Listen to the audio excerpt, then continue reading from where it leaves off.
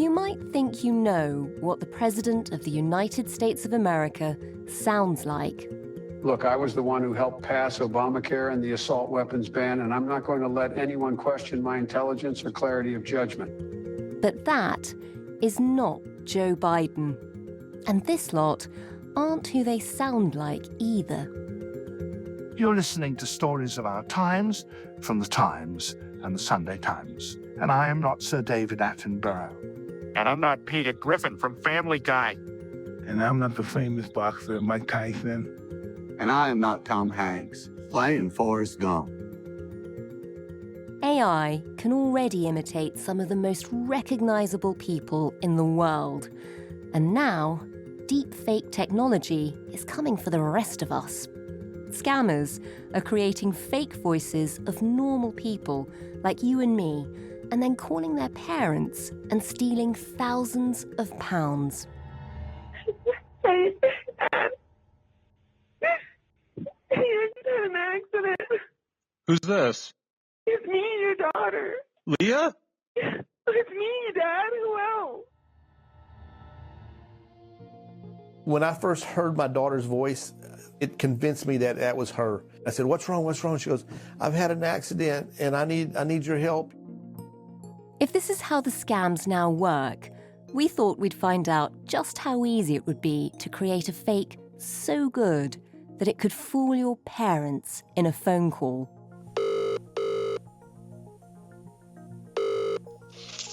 Hello? Hey, how's it going? Good, you alright? Just on my lunch break, so thought I'd say hi. Oh, hello. I'm just eating a sandwich as well. So, just how easy is it to do? And why has it become such a common and successful scam? And when the scammers only need 3 seconds of your original voice in order to make a fake you, how on earth do you protect yourself? You're listening to Stories of Our Times from The Times and The Sunday Times. I'm Manveen Rana. Today, how scammers can make a fake you and con your parents out of thousands.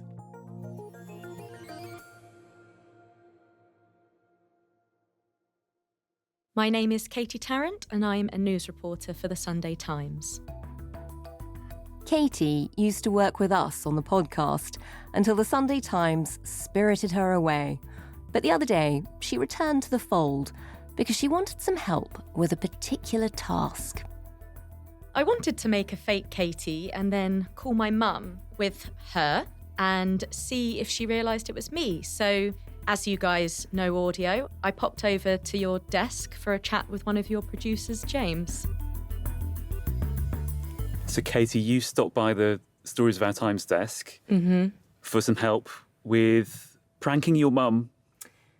It's for journalism purposes, and I'm sure she's going to be absolutely fine with it. But essentially, what we're doing today is demonstrating how easy it is if you have even just a minute's worth of audio of your voice online to clone it and then scam a loved one. Now, I'm not about to try and scam my mum, but what I am going to do is we've set up some examples of sentences that I might generally use in a conversation with my mum, and we're going to click them, and we're going to see if she notices the difference. And describe where we are and what you're doing. So we're in the studio, in the news building. I have the software up on the computer. So I have 12 different examples of sentences I might need to say, so I can click them. It's going to play through the speaker, and you very kindly are going to be holding my phone up to it.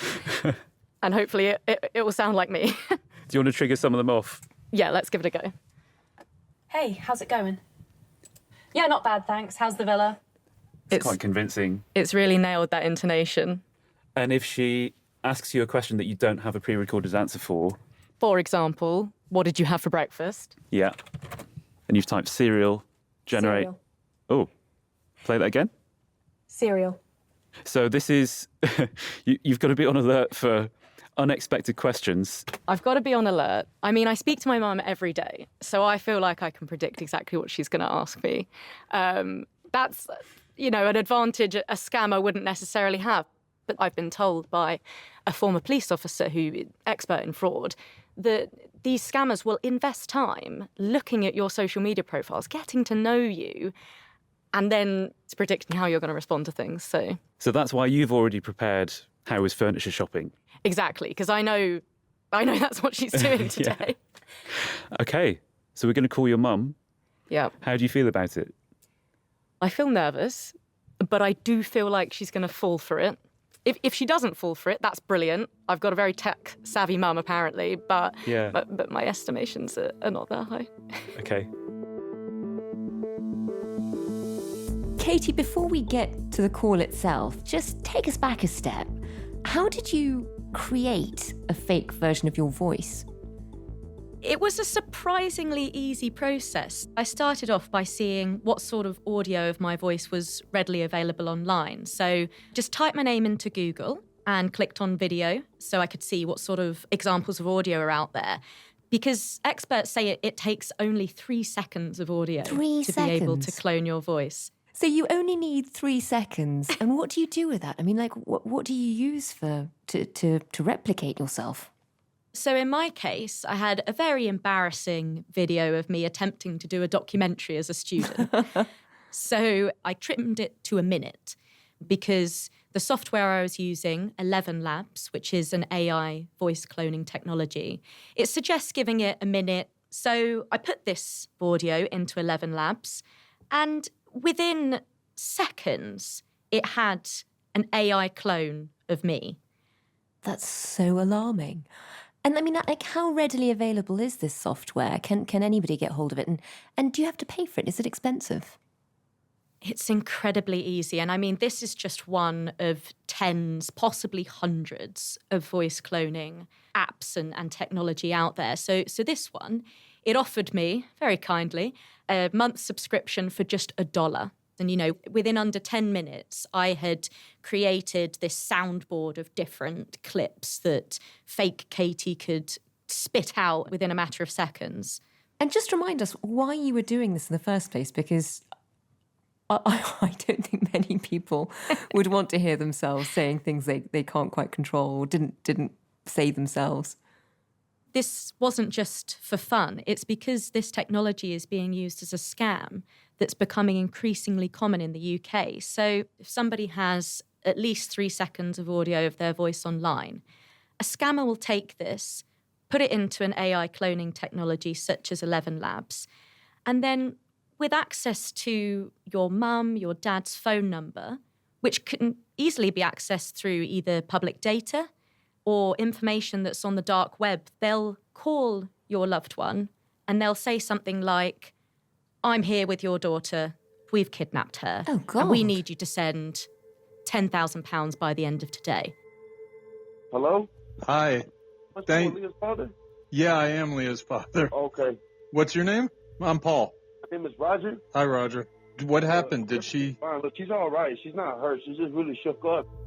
You hear that, you might be a bit sceptical at first, but then what they'll do is put this AI version on the phone. I just heard some shooting and I just didn't know what to do. You just what? I heard some shooting, so I didn't know what. Calm down, relax. Whose phone are you on? I'm on this person's phone. He told me to call you, Dad.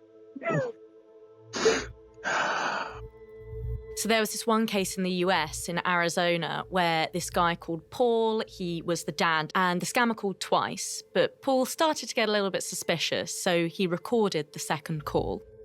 You were in a confrontation, there was shots, and she got into an accident because of that, or what happened? No, I told her to say it was a fucking accident, sir, because I don't want her screaming out loud saying it's a fucking kidnapping. You understand, Paul? The scammer made loads of threats, and at one point, he actually threatened to mutilate Paul's daughter. I'm going to cut this finger off, and each time you get me aggravated, I'm going to send them hoes to you through the mail. How about that? That makes a lot of sense. You're going to mail it to me. Tell me what return address you're going to put on it.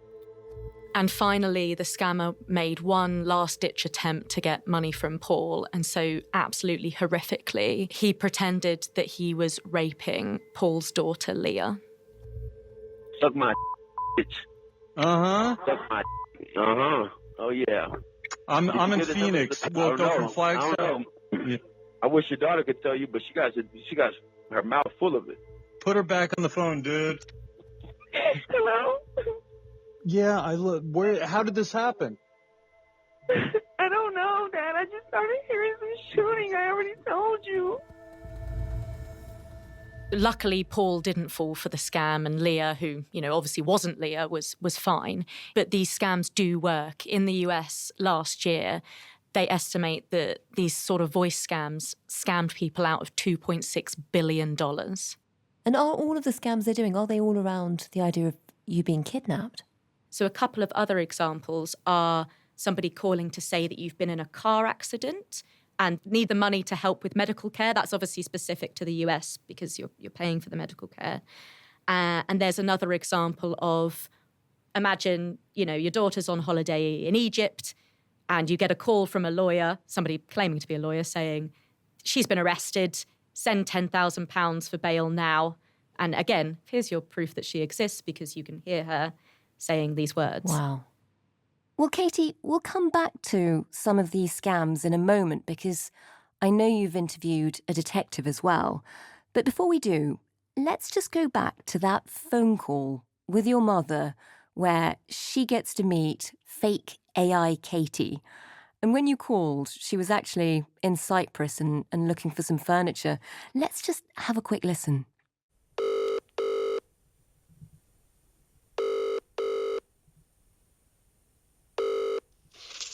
Hello? Hey, how's it going? Good, you alright? Just on my lunch break, so thought I'd say hi. Oh, hello. I'm just eating a sandwich as well. Can you hear me alright? Lovely. Oh, cool, good. Yeah, I'm a bit late eating my sandwich because I'm 2 hours. How was furniture shopping? We're still trying to find a little desk that we want, but we found lots of things that we did want. So, yeah, it was good. How are you? Lovely. Yeah, all good. How's the weather? Yeah? Beautiful. Really warm. Not a cloud in the sky.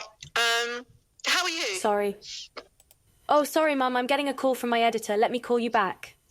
Okay, no worries. See ya. Bye-bye. Bye.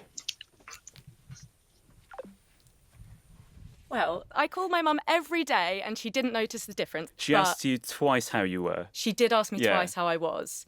But I generated 2 of those answers from scratch. Yeah, I had the time to do it. It's just quite worrying, isn't it? Should we give her a call back? Give her a call.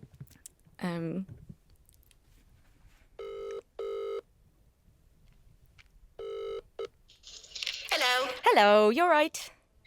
Yeah, is that all right? Yeah. Sorry about that. Did you think anything was weird about that call, Mum? Totally.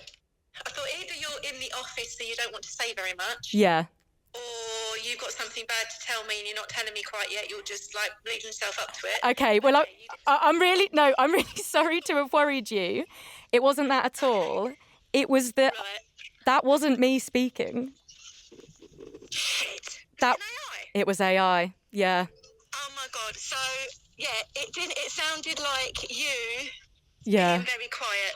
Okay, well, I'm so sorry for worrying you. That's fascinating. Oh my God. It sounded just like you. You could have told me something there and I could have wired you some money. Yeah. If you were to ring me and say, like, Mum, I'm really scared, I'd have fallen for that hook, line and sinker. Completely. Yeah. Well, listen, the good news is that there's a tip that security experts give to prevent this kind of thing, which is we're going to need to set up a code word. So if I am ever in that sort of situation, you know to immediately ask the code word. Okay. Let's do that another time because I'm recording this call and I don't want to let the world know what our code word is. Okay, but I'm glad you're okay. I'm glad you are as well, but oh my God, that is freaky. I'll give you a proper call back later. All right. Well, do I trust that? I don't know now. My whole framework of my world has fallen apart. Well, we'll patch that up later. I've not got time for that now, Mum. All right, love you. All right, sweet. I love you. Bye.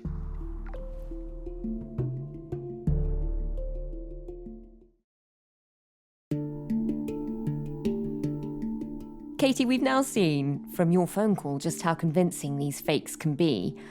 How much of a problem are they? I know you've been talking to the police about this too. Yes, so I spoke to a former detective for the Metropolitan and Northumbria police forces, Peter Barron. There's different types of scam, obviously. Some prey on people's emotions and fears. Greed's another one, like investment scams. Some of them definitely do specialise in certain types of fraud. And he's got 30 years' experience in fraud detection, and now he's running a security company called Transaction 360.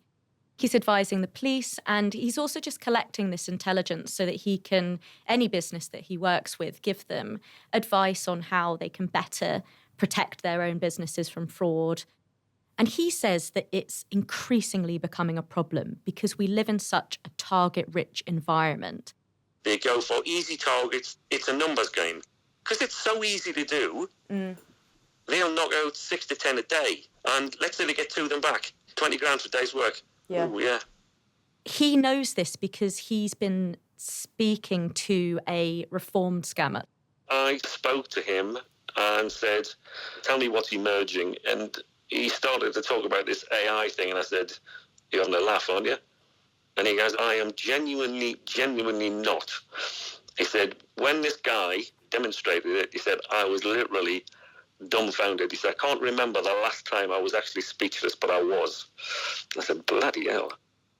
That's a hell of an insight, and I want to hear more about that in a second. But, you mentioned that this is a man who was in the police for 30 years. How much did he think things had changed since he began when it comes to fraud? He said things have changed massively because fraud now accounts for about 40% of all crime. And it's now seen as a less dangerous way for criminals to make money. So what he said was your average bad guy 30 years ago wants to rob a bank.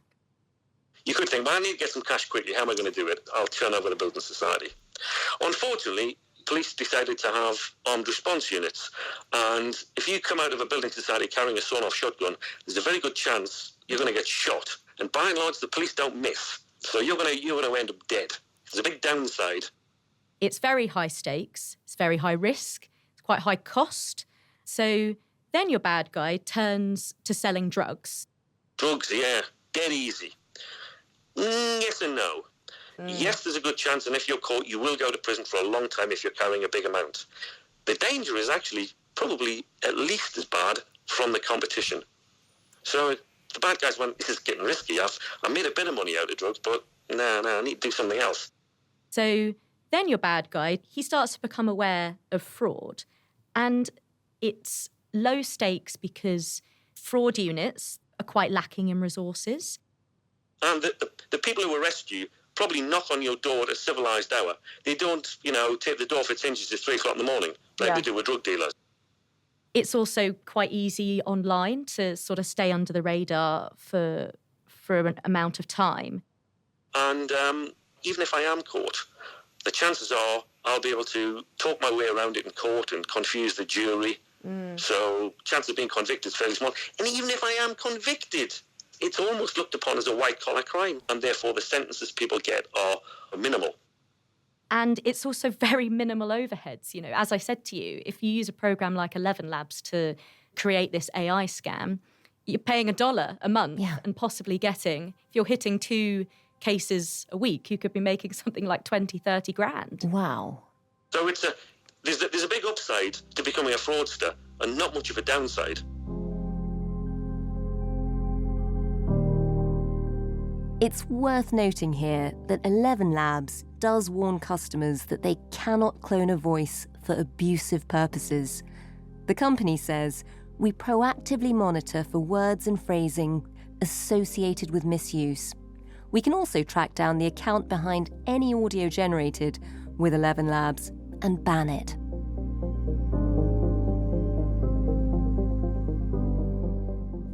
This former detective who you've been talking to, as you said, he's getting a lot of these insights from somebody who pulled a lot of these scams.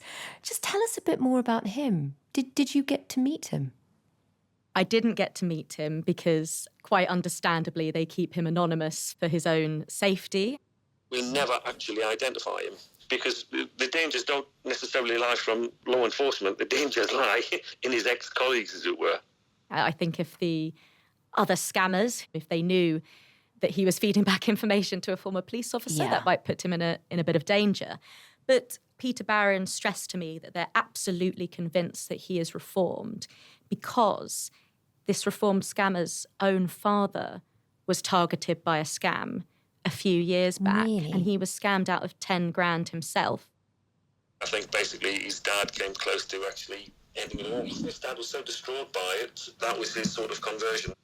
And that really made this scammer realise what sort of impact this can have. And he wanted to do something about that. So he stays within these circles. He'll meet up with these other scammers in a coffee shop. You'd look over and think they're having a business meeting, and they are of sorts. But they're discussing new techniques. I tried this software for AI cloning, and that worked really well. And I said this to this mother, and she sent this money immediately. Wow. They're swapping tips and tricks, and it's really not that idea of a scammer hunched over a laptop in a dark room. What does Peter, the former detective, what does he make of this scam? I mean, does he like him? What sort of a man is he? He said he's very personable. It can be quite a laugh sometimes. If you met him, you'd like him. It sounds a terrible thing to say, but he's a very personable chap. He's articulate, he's educated, he's interesting. He can hold a conversation about virtually any topic, and if you didn't know his past, you quite happily sort of introduce him to your sister type thing. I mean, what sort of sums are they getting from all of this? The average they'll go for is around sort of 10K. Peter Barron says these scammers aren't greedy, they're sensible. They pick a sweet point, if you like, in as much as any fraud under £50,000 is only investigated by a uniformed cop. They know that an alleged fraud under that amount won't be referred to complex frauds. You can go up to £50,000 before it'll ever be escalated to a CID officer. So it won't be a special fraud officer who's on the case because it's under 50,000. Exactly.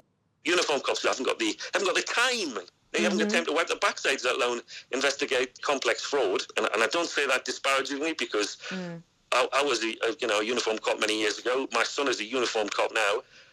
So they know they're going to fly under the radar there. Yeah. They also know that £10,000 to somebody who's comfortable, shall we say, is not worth the risk of having their darling son or daughter harmed in any way. They go, you know what, just pay it.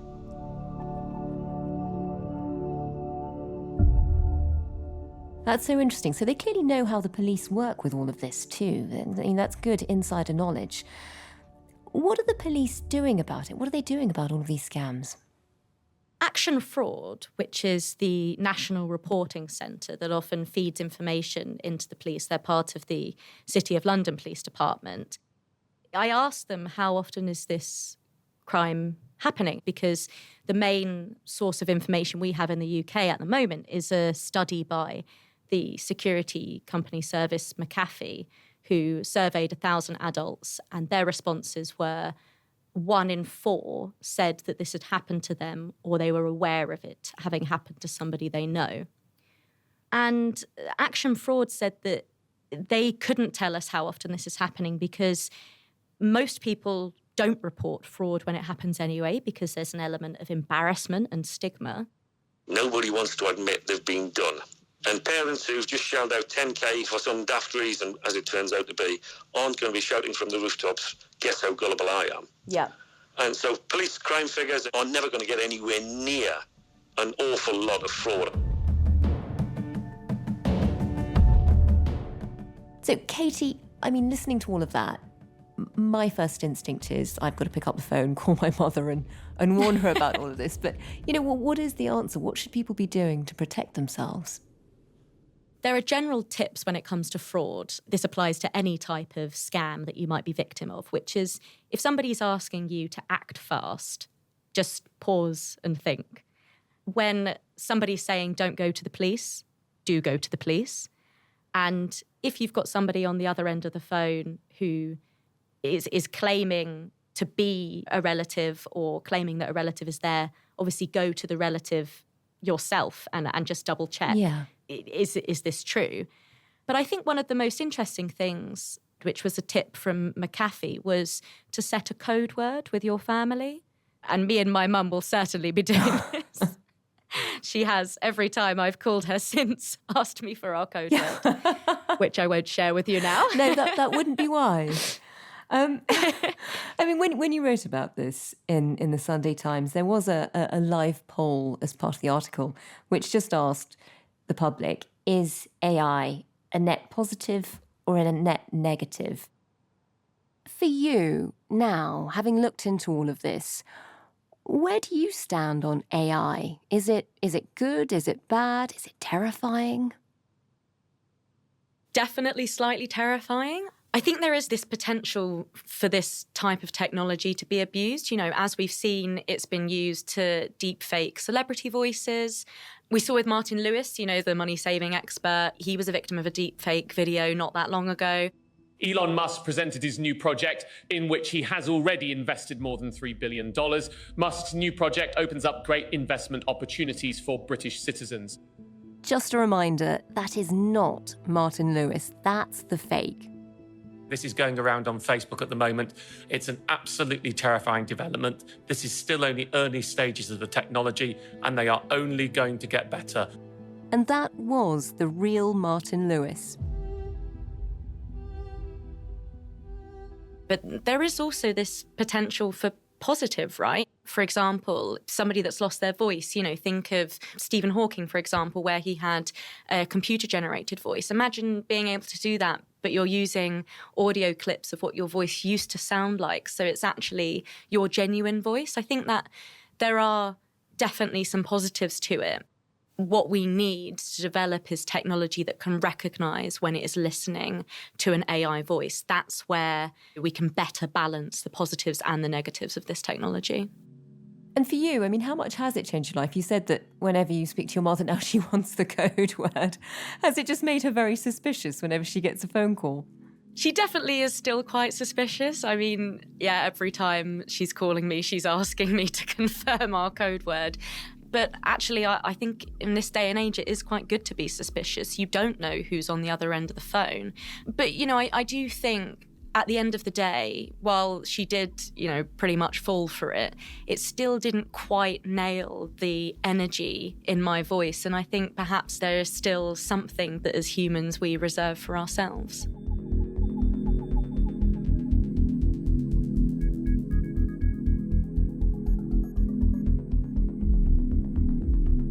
You've been listening to Stories of Our Times, a podcast brought to you thanks to the subscribers of The Times and The Sunday Times, with me, Manveen Rana, and my guest, Katie Tarrant, news reporter at The Sunday Times. You can find all of Katie's brilliant work at thetimes.co.uk with a subscription. The producers today were James Shield and Olivia Case.